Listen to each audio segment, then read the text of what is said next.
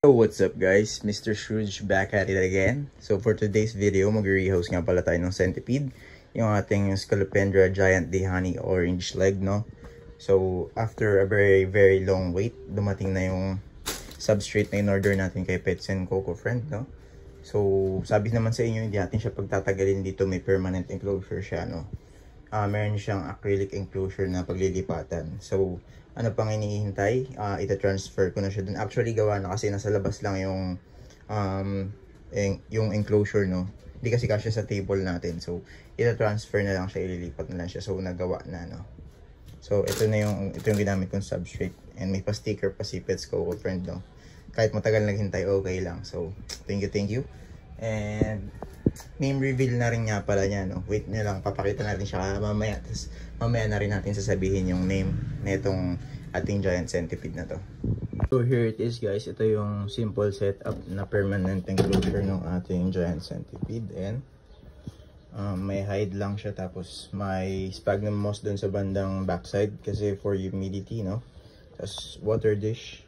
So yung substrate na to, isa't kalahating pack ang nagamit ko dito. Isa't kalahating pack ng Pets and Coco Friend na substrate, no? Yung inverted subs. So I think 1,000 grams ata yun, or 1 kilo. So isa't kalahating kilo, mahigit yung nagamit natin dito, no? Ayan siya. Ganyan lang kakapal, di ko na pala para di siya masyado makapag-borrow since may hide naman siya para pagpapakainin natin siya. Di tayo mahihirapan. And then, so ayun, transfer na natin siya. Paano ba gagawin natin dito?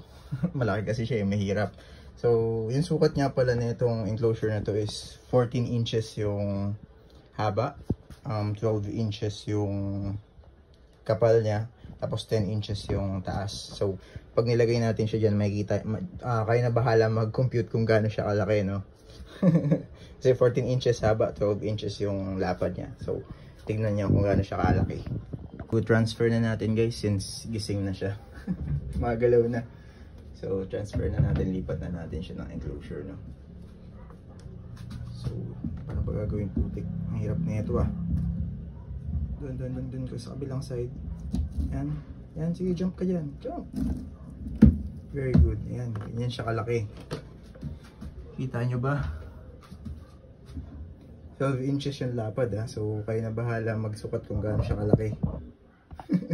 Pumasok na siya sa hide niya, no? Ito siya. Wait lang, buksan natin ng tignan. Wala. Putik, nakakapit pala. Ayan siya, no? So, ang name niya pala niya, name ng centipede natin na to is Tangy, no? Short for tangerine. So, obvious naman bakit Tangy, no? Orange na orange yung mga legs niya, no? Ayan siya. Ayan yung size niya para sa enclosure na to. Tignan nyo yung kung gaano siya kahaba pag stitch, diba? So almost 12 inches na siya. So maybe around nasa 8 to 9 inches na siya, no? Pakalaki niya.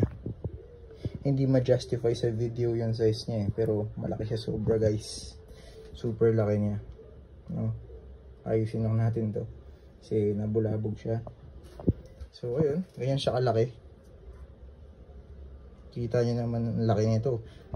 Ayun, o, pag review kami ko nagmamaliit dito dahil 12 inches ngayong haba na itong ano, tapos 14 to. Ayan. So, ayan, successful rehousing. Andun na siya sa loob kasi ayan din naman yung hide niya dun sa plastic bin. So, maybe familiar siya sa scent, no? Kaya pumasok agad siya.